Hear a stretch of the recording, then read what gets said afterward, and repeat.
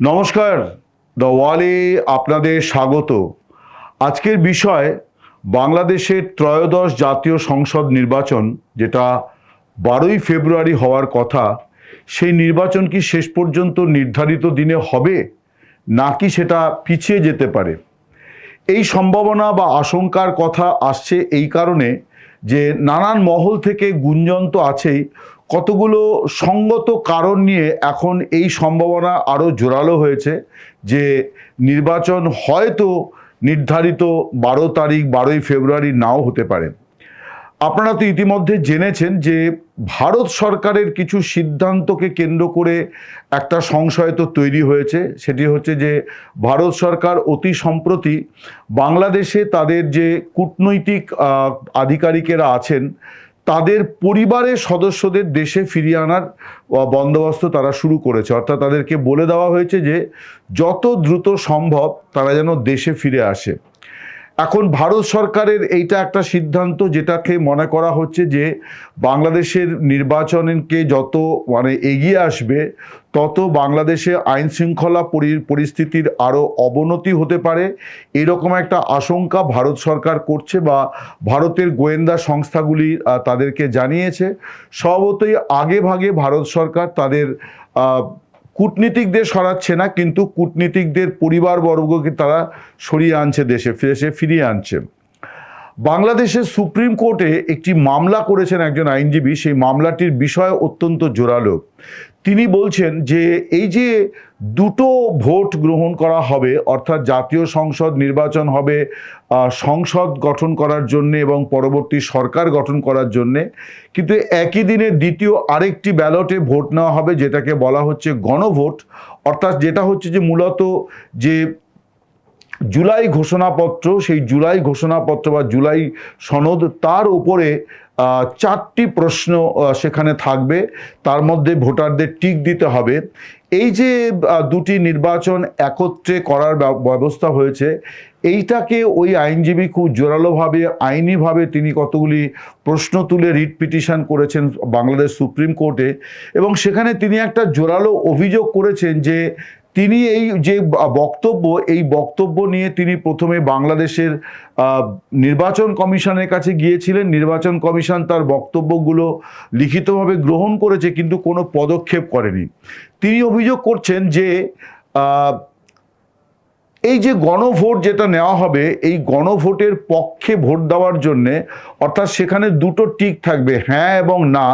হ্যাঁ বাটনে বা হ্যাঁ খোপে টিক দেওয়ার জন্যে জনগণকে প্রচার করা হচ্ছে, উৎসাহিত করা হচ্ছে সরকারি তরফ থেকে। স্বয়ং প্রধান উপদেষ্টা মোহাম্মদ ইউনূস তিনি জাতির উদ্দেশ্যে ভাষণে এই কথা বলেছেন জনগণকে, যে আপনারা উচিত আপনাদের গণভোটে হ্যাঁ যে ক্ষোভটা, সেই ক্ষোভে টিক মারা, অর্থাৎ হ্যাঁ ভোট দেওয়ার জন্য তিনি বলেছেন। স্বাভাবিকভাবে যে বিএনপি বা এনসিপি বা জামাতি ইসলামী তারা কেউ এই ব্যাপারে হ্যাঁ না এই বিতর্কে যাচ্ছে না, কিন্তু তারা গণভোটে তারা আছে, এবং সেটাকে মূলত জামাত এবং এনসিপি একটা সময় দাবি করেছিল যে গণভোট আগে হবে, তারপর জাতীয় সংসদ ভোট, কিন্তু ফাইনালি বিএনপির দাবি মেনে দুটো একসঙ্গেই হচ্ছে। কিন্তু এই আইনজীবী যে প্রশ্নটি তুলেছেন যে এই অন্তর্বর্তী সরকার, তাদের কোনো সাংবিধানিক সংবিধানে এইরকম কোনো সরকারের বিধান নেই। সুপ্রিম কোর্টের একটা পরামর্শক্রমে এই সরকার গঠিত হয়েছে। সেই সরকারের অধীনে কি করে সংসদ নির্বাচনই বা হতে পারে, বা কি করে গণভোটই বা হতে পারে? এবং তার দ্বিতীয় প্রশ্ন হচ্ছে যে সরকার কি কখনো কোনো নির্বাচনে এইভাবে প্রচারকের ভূমিকা নিতে পারে? অর্থাৎ সরকারি টেলিভিশন, সরকারি ওয়েবসাইট, সর্বত্র বলা হচ্ছে যে হ্যাঁতে ভোট দিন, এবং প্রধান উপদেষ্টা তিনি সরকারি অর্থ খরচ করে সরকারি সংবাদ মাধ্যম বা বিটিভি এবং বাংলাদেশ রেডিওতে তিনি ভাষণ দিয়েছেন জাতির উদ্দেশ্যে। সেখানেও তিনি বলেছেন যে এইটাতে সবাই হ্যাঁ ভোট দিন, কারণ এটার সঙ্গে নতুন বাংলাদেশের ভবিষ্যৎ নির্ভর করছে। এখন এই বিষয়গুলি নিয়ে যারা এবারে নির্বাচনী ময়দানে আছে, তারা কেউ রাগ কাটছেন না। তার কারণ হচ্ছে যে তারা এই প্রক্রিয়াটার মধ্যে আছেন। অর্থাৎ বিএনপি, জামাত এবং এনসিপি, মূলত যেই তিনটি দল তারা আছে। কিন্তু জাতীয় পার্টি তারা কিন্তু জিএম কাদের তিনি কিন্তু স্পষ্ট করে বলেছেন যে গণভোটে নাতে ভোট দিতে হবে। এখন জিএম কাদের একটি রাজনৈতিক দলের নেতা, তিনি নির্বাচনে অংশগ্রহণকারী অংশীদার, তিনি যখন নির্বাচনের অংশীদার তিনি একটা অবস্থান নিতে পারেন, প্রচার করতেই পারেন। কিন্তু সরকার কি নির্বাচনের অংশীদার নাকি সরকার নির্বাচনের ব্যবস্থাপক? এইটা কিন্তু একটা বড় প্রশ্ন। রাজনৈতিক দলগুলি নির্বাচনের অংশীদার, জনগণ নির্বাচনের অংশীদার, ভোটাররা ডেফিনেটলি নির্বাচনের অংশীদার, কিন্তু সরকার, সেটা বাংলাদেশেই হোক, তত্ত্বাবধায়ক সরকার কি অন্তর্বর্তী সরকার, বা ভারত কি পাকিস্তান কি অন্য যে কোনো দেশেই নির্বাচন চলাকালীন সরকার কিন্তু ব্যবস্থাপক, তো সে কিন্তু অংশীদার নয় নির্বাচনের। ফলে ব্যবস্থাপক যখন বলছেন যে ব্যবস্থাপকের ভূমিকা হচ্ছে যে অবাধ, নিরপেক্ষ, সুষ্ঠু নির্বাচন করার জন্য নির্বাচন কমিশনকে সহায়তা করা, নির্বাচনের রেফারি হচ্ছে নির্বাচন কমিশন। কিন্তু আশ্চর্যজনকভাবে লক্ষ্য করা যাচ্ছে যে বাংলাদেশ নির্বাচন কমিশন বাংলাদেশের অন্তর্বর্তী সরকারের এই সিদ্ধান্তটা নিয়ে তারাও কোনো প্রশ্ন তুলছে না, তারাও সরকারকে বলছে না যে না, আপনারা এইরকম কোনো প্রচার করতে পারেন না। সরকার তো নির্বাচনে কখনো প্রচার করতে পারে না, এমনকি আদর্শ নির্বাচনী বিধি বলে যে সরকার এমনকি সবাই মিলে ভোট দিন এই কথা বলাও সরকারের কাজের মধ্যে পড়ে না।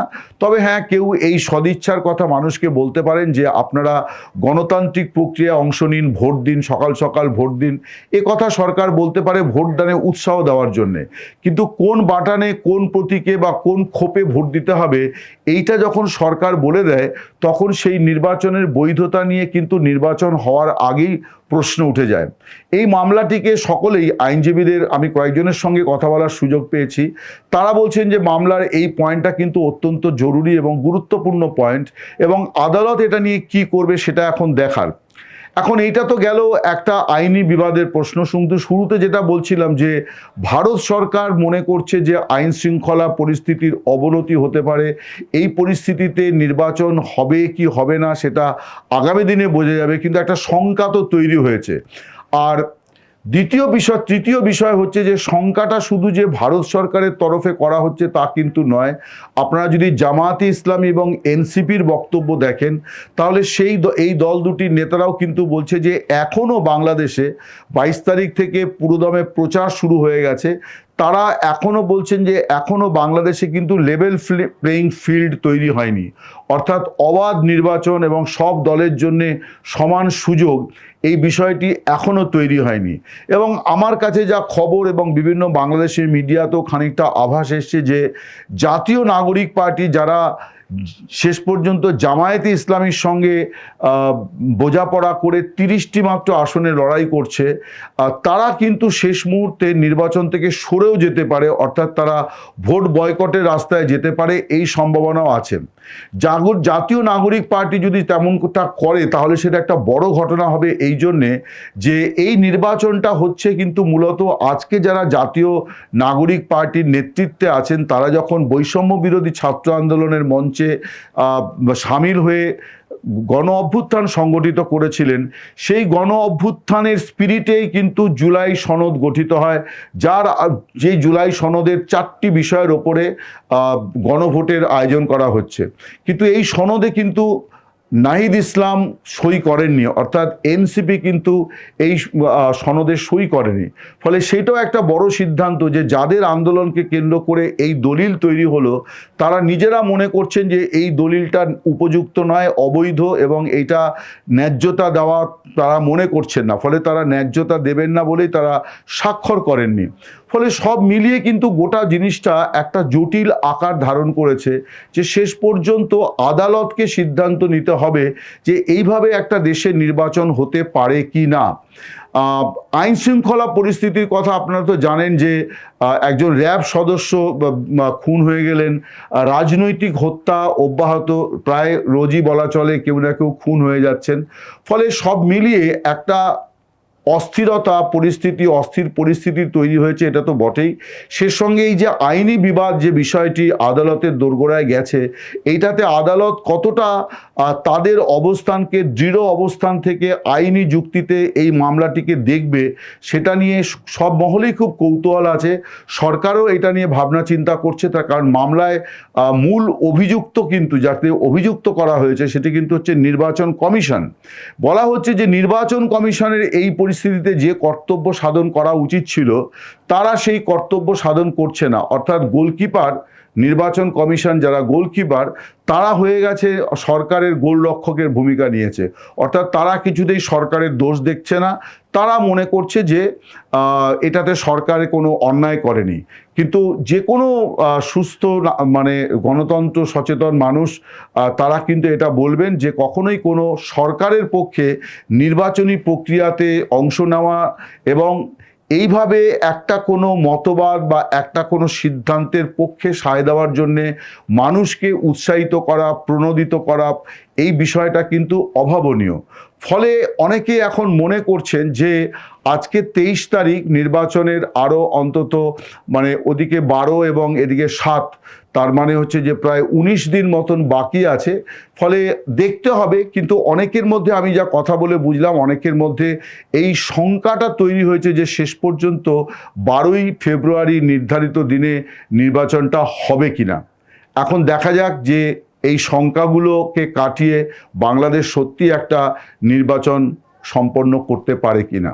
নমস্কার, শুভরাত্রি, সকলে ভালো থাকবেন।